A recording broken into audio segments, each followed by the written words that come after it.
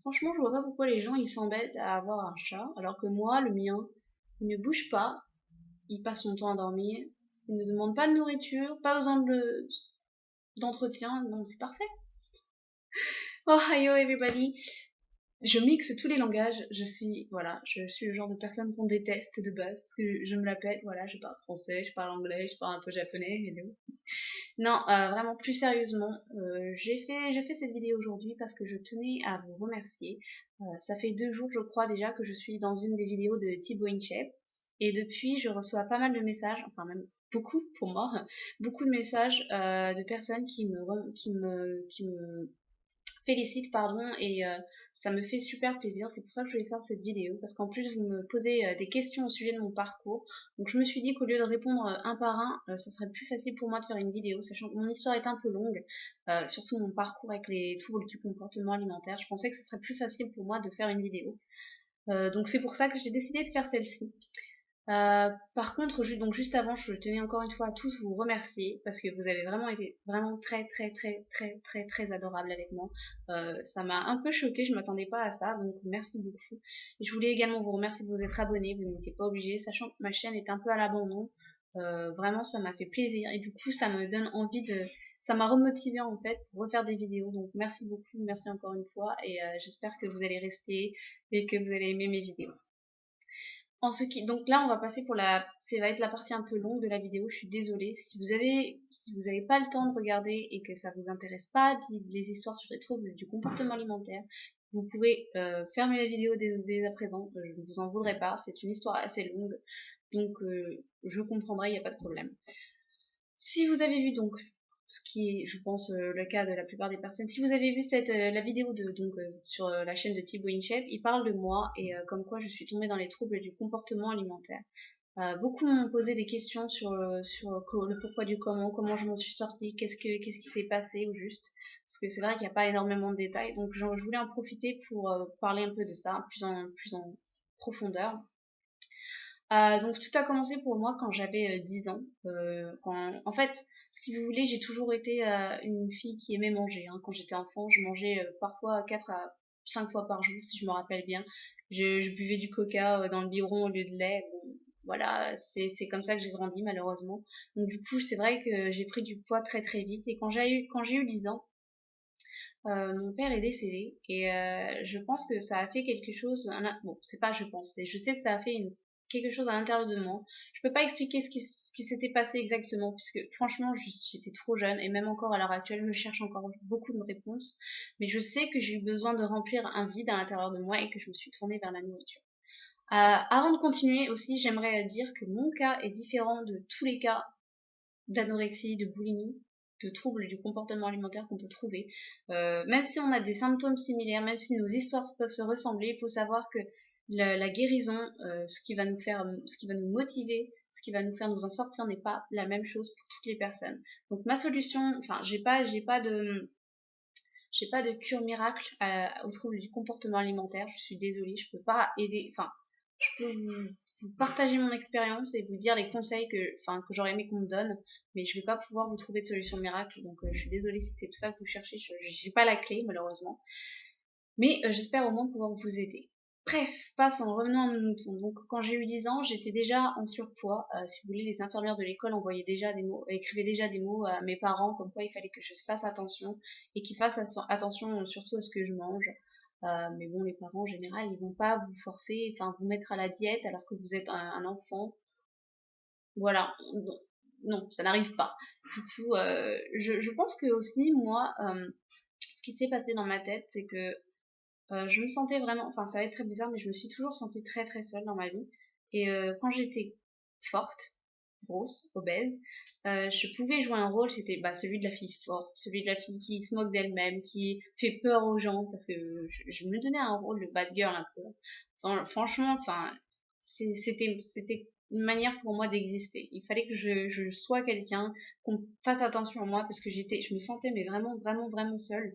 Et du coup, c'était un peu facile comme rôle sur mesure, puisque j'étais forte. Tout ce que j'avais à faire, c'était juste de faire un peu ma vilaine.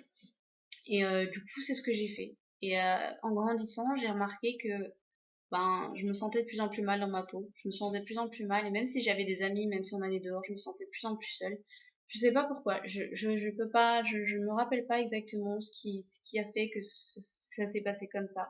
Je sais juste que je me sentais super seule et que, euh, bah, ça me faisait du mal et que je savais pas comment en parler. J'avais pas envie qu'on se moque de moi. Donc, tout ce que je voulais faire, c'était me faire plus d'amis. Et que je voyais que les gens aimaient bien rire de moi. Et je me suis dit, bah, oh, s'ils veulent rire de moi, autant qu'on rit enfin, qu'on rit de moi ensemble, là. Qu'on fasse quelque chose. Donc, du coup, j'ai continué à manger. Enfin, je me trouve des excuses, hein. C'est pas la seule raison pour laquelle j'ai continué à manger. J'aimais manger. Ça m'a procuré un sentiment.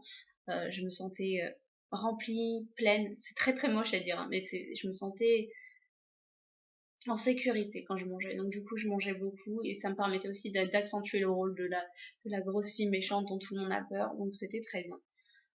Quand j'ai eu 13-14 ans, mes copines commençaient à avoir des petits copains, à avoir des relations. Et moi j'avais personne, puisque personne ne voulait être avec moi. Et tout ce que j'avais, c'était des garçons qui faisaient des paris à mon sujet, dans mon dos, tu vois, genre, oh, je te parie, à l'époque, allez, je te parie 10 francs que tu vas pas l'embrasser. Donc les garçons venaient vers moi et faisaient semblant de m'aimer, juste pour gagner un pari. J'ai eu beaucoup d'expériences comme ça. Et du coup, je suis tombée dans une dépression qui, franchement, c'est une dépression qui a duré des années. Et bah, à l'heure actuelle, j'ai toujours des petites phases où je vais me sentir très mal et d'autres phases où je vais me sentir très bien. C'est vraiment, c'est quelque chose qui va rester en moi, je pense, toute ma vie. Bref, et je pense que tout a empiré quand j'ai eu 17 ans. Donc j'étais au lycée et j'étais très amoureuse d'un garçon. Mais bien évidemment, à chaque fois, ça marchait pas. À chaque fois, j'étais juste la fille avec qui on était copine ou copain parce que bah, j'étais marrante. Je me moquais de moi-même, je me moquais de plein de gens, j'étais extravertie. Euh, donc du coup, j'étais la bonne copine. Et de toute façon, mon physique n'intéressait personne. Du coup, j'étais vraiment seule. Et je voyais mes copines qui allaient de plus en plus loin avec les garçons. Elles commençaient à avoir leur premier abord sexuel. Euh, c'est, je, je suis désolée, je perds les mots, mais c'est difficile à expliquer cette situation. Le fait que elles étaient toutes là, super heureuses, en train de me dire qu'elles allaient voir leurs petits copains, qu'elles allaient aller à différentes soirées, et que moi, ben, j'allais nulle part. J'étais toujours toute seule. Enfin, j'ai eu des petits copains. Attendez, donc du coup, oui, mon premier petit copain, je l'ai eu à 17 ans d'ailleurs. Mais c'était pas ce que je voulais et c'était vraiment, en général, c'était pas des choses qui duraient et c'était pas honnête. Je sais pas si c'est facile à comprendre, mais c'était pas honnête. Et du coup, ça marchait pas. Et il y a beaucoup de choses qui se sont passées quand j'ai eu 17 ans. Je crois que c'est la première fois que je me suis scarifiée. Voilà. Je suis passée par cette phase où j'avais envie vraiment de me faire du mal parce que j'en pouvais plus de voir elles y sont pour rien. Mes amis n'y sont pour rien. Je suis la seule en cause. C'était mon problème. C'était mon problème à moi. Donc je ne vais jamais aller mettre la faute sur le dos de mes copines. C'est juste que les voir heureuses, les voir toutes se maquiller, s'habiller bien, rentrer dans des vêtements dans lesquels je ne rentrerai jamais, les voir avec leurs petits copains, ça m'a fait tellement de mal, mais tellement de mal que j'ai pas pu m'en empêcher. Il fallait que j'évacue la douleur d'une façon ou d'une autre. Et du coup, j'ai commencé à me scarifier. Ça a été une période de ma vie, je pense, un peu, enfin, même pas un peu, c'était très noir.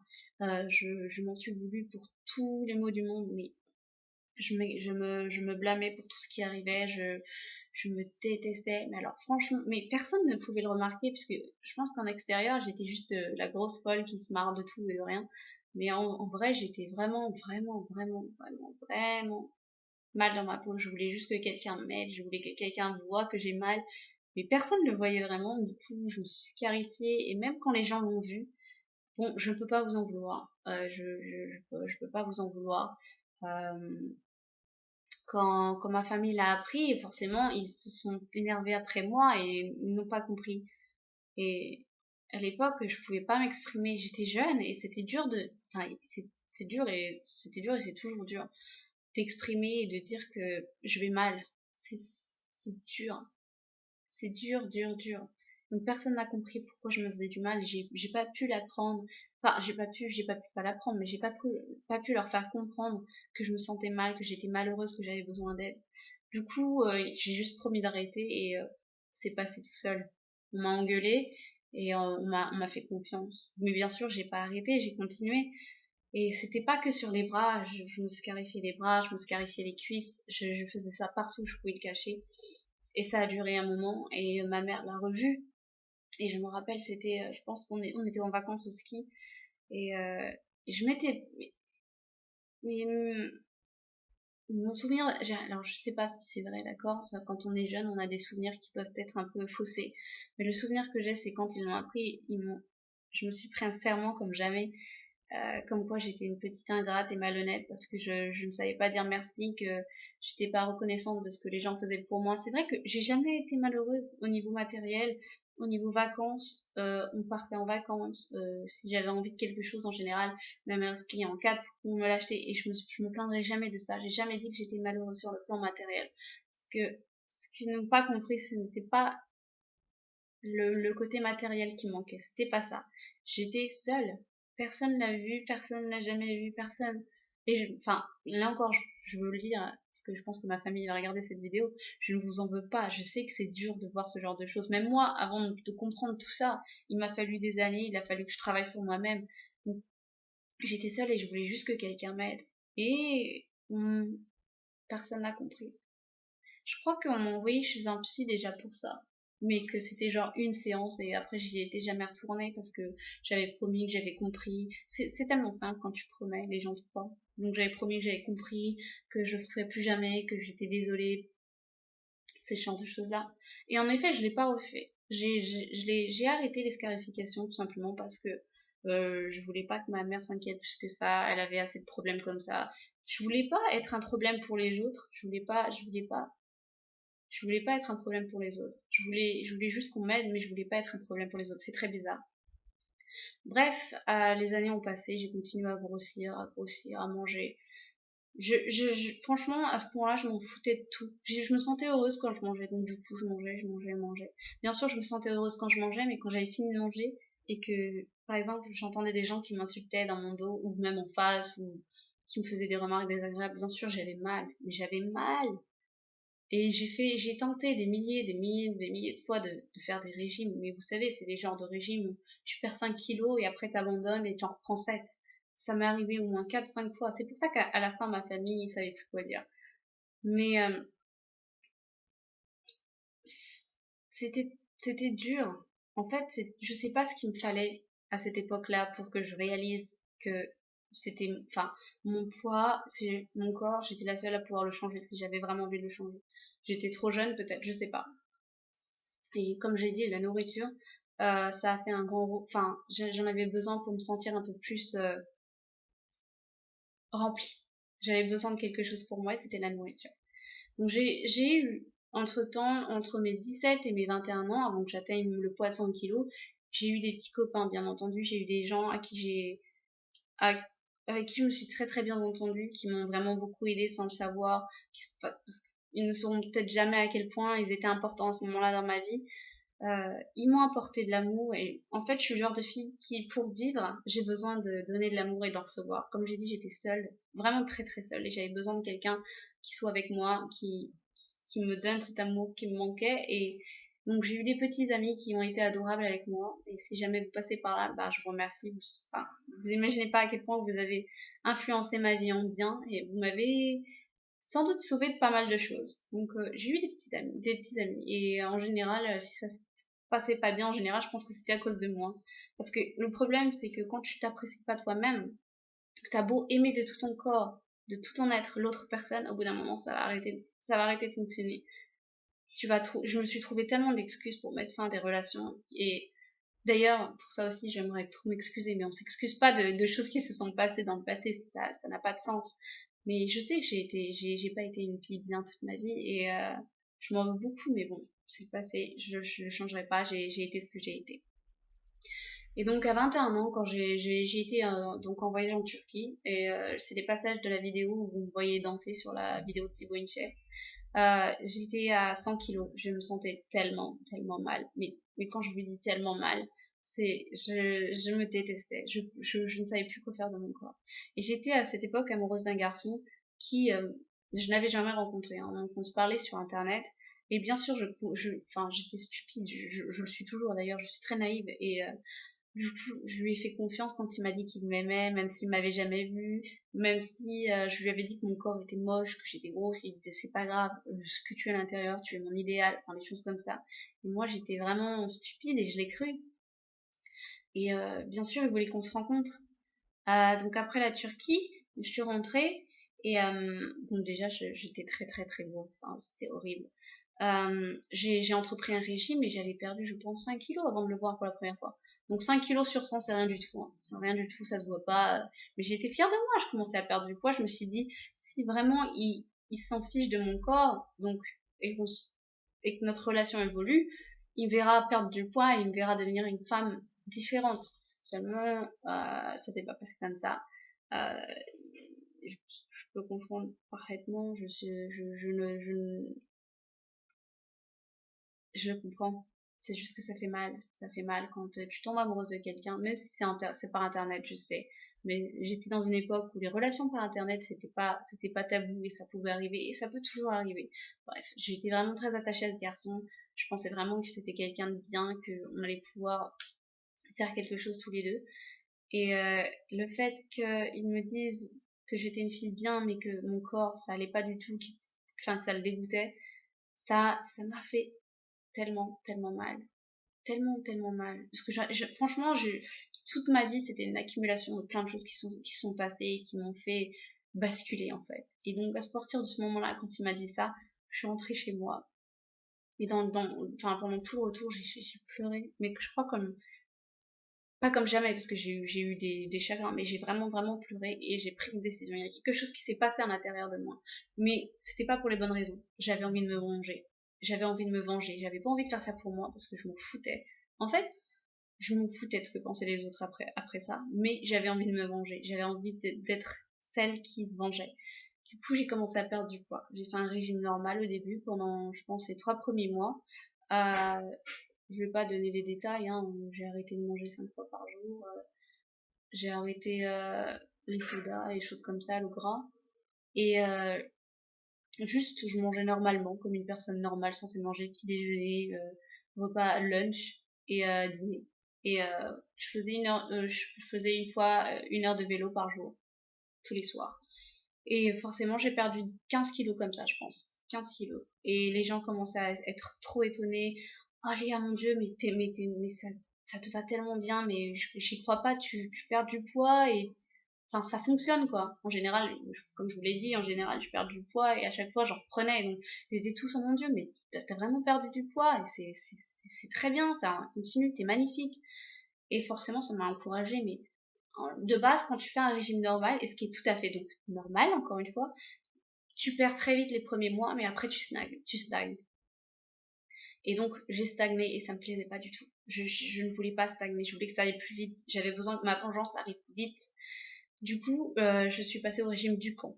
Donc, je ne rentrerai pas dans les détails du régime Ducan, je ne rentrerai pas dedans. Mais disons que enfin, la seule chose que je vais dire, c'est que ce régime n'était pas pour moi. Et je pense que si vous êtes faible psychologiquement et si vous n'êtes pas suivi par un docteur quand vous le faites, ne le faites pas du tout.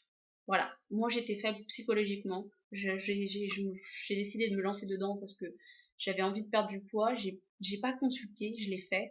Et je pense que Ducan, en me faisant éliminer certains aliments m'a progressivement, c'est pas enfin c'est très très difficile à expliquer, mais progressivement je me suis mise à éliminer de plus en plus d'aliments en dehors de Ducan. Donc Ducan ça m'a aidé à perdre je pense 10 autres kilos. Et les gens ont été mais Léa c'est très bien maintenant, faut que tu arrêtes, faut que tu te stabilises, c'est très bien. Mais ça allait toujours pas pour moi et c'était toujours trop lent. Toujours trop lent. Et donc, du coup, j'ai commencé les privations. J'ai commencé l'enfer des privations. C'est ce qu'on appelle. Donc, je suis tombée dans ce qu'on appelle l'anorexie mentale. Faut savoir que de mes 10 ans, donc jusqu'à mes 21 ans, Je souffrais donc d'autres troubles du comportement alimentaire, c'était de la boulimie, hein. Je mangeais vraiment beaucoup. Enfin, peu de gens le savent, voilà, peu de gens le savent, c'était un trouble. Je mangeais sans faim, c'était juste pour combler quelque chose. C'était un trouble du comportement alimentaire. Et je suis passée de celui-ci à un autre qui est l'anorexie mentale. C'est-à-dire que je sais pas ce qui s'est passé. Je sais pas à quel moment c'est arrivé, mais petit à petit, j'ai arrêté de manger. Je me suis privée de plus en plus. Euh, le petit déjeuner, ça allait, mais après les autres repas, c'était tellement difficile. Je me sentais mal après avoir mangé. Je me sentais honteuse, je me sentais grosse, je me sentais pleine. Et je maigrissais, je maigrissais, je maigrissais. Et un jour, je vivais toute seule et je m'en souviens, j'avais emménagé dans mon propre appartement et j'avais eu une sale journée, vraiment une sale journée. Et j'en avais marre des privations. Et ce qui s'est passé, c'est que j'ai commandé une pizza et je l'ai bouffée. Mais quand je dis bouffer, je l'ai mangée en 2 minutes, même pas.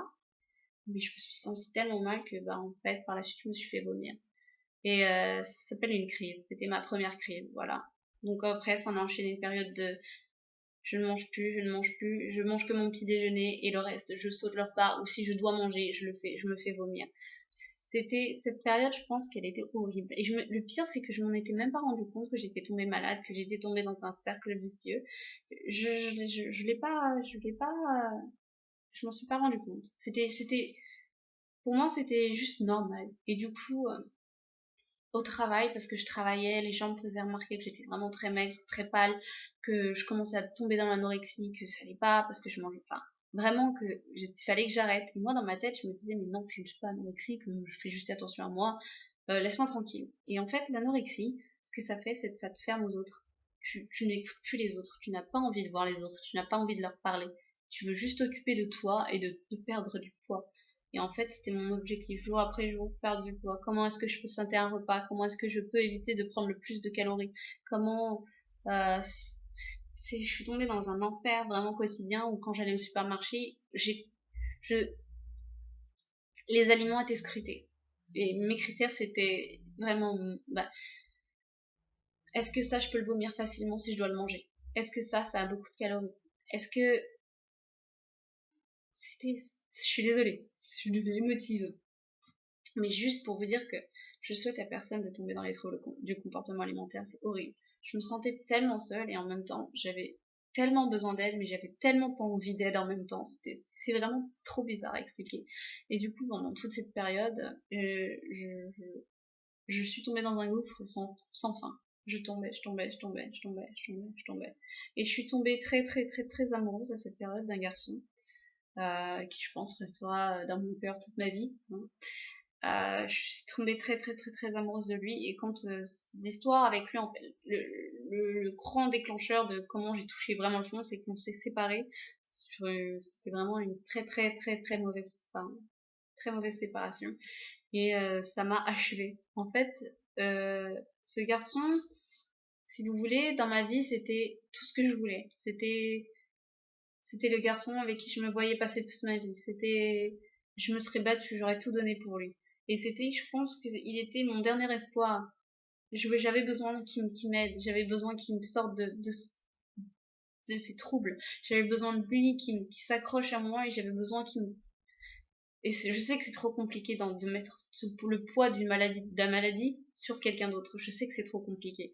Et je sais que je peux pas lui en vouloir non plus. Mais bref, ce garçon, c'était et ça restera toute ma vie, ce garçon. Bref, quand notre histoire s'est terminée, clairement, j'avais plus envie de rien. Clairement, j'ai arrêté tout. Mais quand je dis tout, c'est tout. Tout effort de cacher que j'étais malade, tout effort de cacher que j'avais plus envie de manger. J'ai touché le fond. Voilà. Je me souviens que j'avais été, par exemple, comment je l'ai dit à ma mère, j'avais été à Leclerc. Excusez-moi, je fais de la pub. Voilà, j'étais au supermarché. Euh, et j'essayais de chercher quelque chose à manger j'étais en fait à la coupure au boulot et j'ai cherché quelque chose à manger et je me suis trouvée perdue dans les rayons et j'avais envie de rien. J'avais envie de rien acheter, mais rien. Et je savais pas quoi faire et j'étais totalement perdue. Je me suis mise à pleurer dans un rayon. Mais vraiment, je pense à cette époque-là, j'étais tombée à 45 kilos, ce qui n'est pas vraiment fatal. Pour ma taille, je fais 1m50, 45 kilos, tout va bien. Seulement, je suis passée de 100 kilos à 45 kilos tellement vite.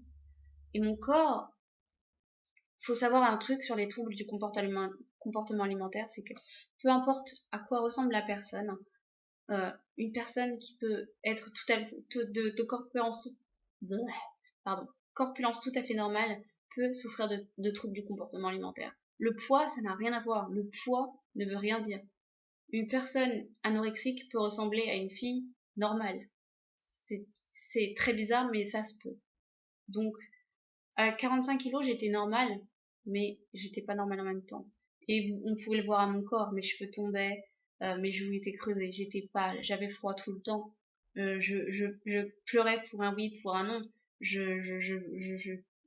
Clairement, tout mon corps se détériorait, j'avais plus mes règles, j'avais mal au dos, j'avais mal partout, j'étais fatiguée, mais fatigue extrême. Et donc du coup, quand j'étais dans le magasin, tout a explosé et j'ai appelé ma mère et j'ai dit, bah maman, je sais pas quoi faire, j'ai envie de rien manger, je sais plus quoi faire, je suis perdue. Je suis perdue. À partir de ce moment-là, j'ai vu un médecin qui m'a dit que oui, je souffrais d'anorexie mentale et que fallait que j'arrête de perdre du poids maintenant. Que pour l'instant, mon poids était idéal, il était très bien, il fallait pas que je bouge, mais qu'il fallait que je reprenne une alimentation normale. Sinon, j'allais finir en clinique. Bien entendu, j'ai pas écouté. J'avais pas envie. J'avais tout perdu et j'avais plus envie de gagner quoi que ce soit et j'avais plus envie de me relever. Dans mon corps, dans mon esprit, j'étais toujours cette grosse fille en manque d'infection. En fait, c'est ça qui est chiant avec les troubles du comportement alimentaire, c'est que j'étais toujours cette fille. Quand je regardais dans le miroir, j'étais toujours la grosse fille qui cherchait quelqu'un désespérément. Pour quelqu'un qui pourrait m'aider et me faire sortir de là. Mais il y avait plus rien qui restait de moi. J'ai pas envie de pleurer. Bref. Et donc, bien entendu, j'ai pas écouté le médecin, j'ai écouté personne, j'avais envie de rien. Et j'ai continué à perdre du poids. Puis je suis descendue à 43 kilos, je suis retournée voir le médecin qui m'a dit que si je descendais en dessous de 40 kilos, il faudrait qu'on passe hospitalisé. Et bien entendu, je suis descendue à 38 kilos. À 38 kilos, on a pris contact avec ma mère avec une clinique qui était pas très loin de chez moi et il était prévu que j'y rentre, je pense, un mois plus tard ou quelque chose comme ça. Seulement, je touchais vraiment au fond, j'en pouvais plus. Quand je dis j'en pouvais plus, j'en pouvais plus, j'étais toute seule enfermée chez moi parce que j'ai perdu mon travail. Quand ils voient sur les arrêts de travail que tu peux pas travailler parce que tu souffres d'anorexie mentale, euh, bah voilà, ils se posent pas de questions, ils se disent que tu peux pas travailler dans cet état et qu'il faut que tu restes chez toi. Donc du coup, sauf que le fait de rester chez moi, rester enfermée, ça m'a fait cogiter encore plus, ça me tournait en rond, j'étais entourée de bouffe, je pouvais plus vivre comme ça. Honnêtement, je pouvais plus. Donc j'ai dit à ma mère, c'est soit on rentre maintenant, soit je pense que tu vas me perdre pour toujours. Pourtant, je suis pas du genre à craquer comme ça, mais j'ai craqué et je lui ai dit, soit tu me fais, soit il y a quelqu'un qui s'occupe de moi, soit je pense que tu me reverras plus. Donc, du coup, bien entendu, ça a fait peur, hein, je suis désolée. J'avais pas envie de faire peur, j'avais juste envie de me faire soigner parce que ça me faisait peur à moi maintenant. Et donc, je suis allée dans cette clinique pendant un mois. Et au lieu que ça aille mieux, c'était de pire en pire. Parce que cette clinique n'est pas spécialisée dans les troubles du comportement alimentaire. C'est juste une clinique psychiatrique. Et ils n'ont pas vraiment eu de suivi pour moi. C'est-à-dire que je ne mangeais pas et ils me surveillaient pas manger. Euh, je, Toute la journée, j'étais dans mon lit, dans ma chambre, et quand c'était l'heure des repas, j'avais personne qui me surveillait et qui s'assurait que je prenais mes repas. Donc je mangeais pas, je jetais la nourriture et je retournais dans ma chambre. Et au bout d'un moment, je me suis mise à peser 36 kilos et on m'a dit que fallait que je prenne des... Je me rappelle même plus du nom de ces trucs. Du yaourt liquide en fait. J'ai oublié le nom. Bon, bref. Je ne prenais plus mes repas, mais il me fallait que je prenne ces yaourts au moins 3 fois par jour pour avoir tous les aliments dont j'avais besoin. C'est ce qu'on donne aux personnes âgées en fait quand ils n'arrivent plus à manger. Sauf que bien sûr, j'avais personne qui me surveillait, donc j'allais le prendre, sauf que je mettais tout dans l'évier et personne ne s'est jamais inquiété. Je suis tombée à 35 kilos comme ça. 35, 34. Et quand je me rappelle, quand j'ai eu la pesée le matin, on m'avait dit qu'on me placerait dans un autre hôpital psychiatrique et qu'on me ferait sonder. Parce que clairement je ressemblais à rien. Je ressemblais à rien. Et j'avais tellement froid et J'avais des bleus sur tout le corps et je ressemblais à une personne. Franchement, quand je regarde les photos de l'époque, je ressemblais à comme si j'avais, je sais pas, 50, non pas 50 ans, mais mon visage était tout maigre et tout fripé, mon corps, mes os qui étaient apparents, mais il y avait rien d'attrayant chez moi. Mais j'avais envie de rien, j'avais pas envie, j'avais plus envie. Je crois que j'ai abandonné. J'avais vraiment abandonné. Et du coup, j'avais envie d'abandonner pour de bon. Euh, Du coup, quand le matin, en fait, il me donne des médicaments et il y en a un qui m'aide à aller aux toilettes. C'est très vraiment pas glamour, hein, ce que je vais dire. Et c'est censé donc m'aider aux toilettes, puisque quand tu ne manges pas, tu ne peux pas aller aux toilettes. Et quand tu ne peux pas aller aux toilettes, tu finis constipé. Et quand tu es... Enfin bref, pour éviter ce genre de problème, il te donne des médicaments pour aller aux toilettes. Celle que j'en avais pas besoin, puisque je ne mangeais pas. Du coup, quand j'allais aux toilettes, je perdais le peu de choses que j'avais à l'intérieur de moi. Et donc, en pleine nuit, je suis allée aux toilettes et je me suis complètement évanouie dans la salle de bain. Ma tête, je me suis fracassé la tête sur le carrelage. Alors, cette histoire, personne de ma famille ne le sait, je pense que je l'ai dit à personne. Euh, et je me suis réveillée donc quelques heures plus tard et j'étais un petit peu en train de baigner dans mon sang et j'ai eu très très peur. J'ai eu très très peur parce que je m'étais vraiment vue mourir. Je m'étais vue mourir là, comme ça, sur le carrelage d'un hôpital au milieu de nulle part. Et je me suis dit, mais pourquoi je devrais mourir comme ça? Il y avait personne autour de moi, il y avait personne. Enfin, si j'étais morte, personne ne le saurait. Et enfin, comment expliquer? Je voulais pas mourir comme ça. Je voulais pas mourir dans un hôpital psychiatrique au milieu de la campagne. J'avais pas envie d'être comme ça. Je voulais pas vivre ma vie comme ça. Je voulais, entre-temps, enfin, quand je regardais Facebook et la vie de mes amis, je voyais des gens qui partaient en voyage en Australie, des gens qui vivaient leur vie, qui s'amusaient, qui faisaient la fête. Et je me disais que moi aussi j'avais envie d'être de ces gens-là, d'être heureuse, de poster des photos de moi en Australie. Moi aussi j'ai envie de voyager. Et du coup j'ai dit à ma mère de me sortir de là le lendemain. Je lui ai dit voilà, j'en ai eu assez, il faut que tu me sors de là, sinon je vais mourir pour de bon parce que je vais mourir. Je le savais et franchement, si j'avais pas été sortie de l'hôpital, mais il m'y avait laissé un peu plus longtemps, je pense que je serais morte à l'heure actuelle. Je serais vraiment morte. Et je dis ça comme ça, mais j'en ai la certitude parce que j'étais au bout de ma vie. J'étais au bout. Bref. Du coup, je suis sortie de l'hôpital et j'ai fait les démarches pour faire un working holiday, un PVT en Australie. Parce que j'avais vu donc Bérénice, ce qui passe par là, qui était partie en Australie et franchement sa vie me faisait rêver et je sais que j'avais besoin de partir, j'avais besoin de recommencer à zéro, j'avais besoin de me reprendre en main quelque part ailleurs. Du coup quand je suis sortie, donc ma mère elle a dit ok mais faut que tu prennes du poids, forcément. Si tu reprends du poids, si tu refais 40-45 kilos, c'est très bien. Donc du coup j'ai repris du poids. Alors je dis pas que ça n'a pas été, je dis pas que ça a été facile, hein. Ça a été je pense l'épreuve la plus dure de ma vie. Parce que revoir ton corps grossir, mon corps a changé de toutes les façons possibles. Mon corps est passé par des états que je ne souhaite à personne de ressentir, franchement. Je suis passée d'une fille énorme à une fille très maigre et après j'ai repris du poids et revoir mon corps prendre des formes alors que je déteste les formes maintenant, toujours à l'heure actuelle. Je sais que je suis mieux, je sais que les gens m'aiment comme ça, je sais que même moi je me plais, mais il y a des jours où quand je vois mes formes, je me dis j'ai pas envie qu'elles soient là, mais elles sont là. Faut pas croire, les troubles du comportement alimentaire, on s'en sort, mais on a toujours des rechutes. Je veux pas dire que c'est parfait, ma vie est pas parfaite, mais je me sens mieux aujourd'hui, mais je suis heureuse aujourd'hui. Même si des fois j'ai des chutes, je me sens mieux.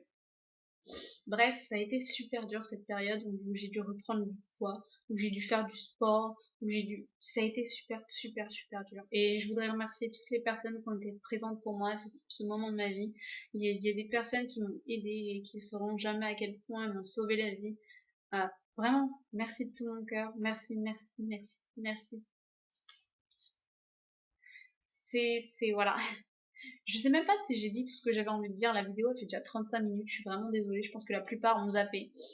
Mais c'est tellement important de remercier les gens qui sont près de vous. J'ai eu beaucoup de chance. J'ai réussi à prendre du poids. Je suis partie en Australie. J'ai vécu 2 ans en Australie. J'ai vécu 2 années formidables. J'ai vécu tellement de choses depuis que j'ai repris du poids, depuis que j'ai surmonté, depuis que je prends soin de moi, mon corps. Quoi qu'on en dise, je me sens beaucoup mieux.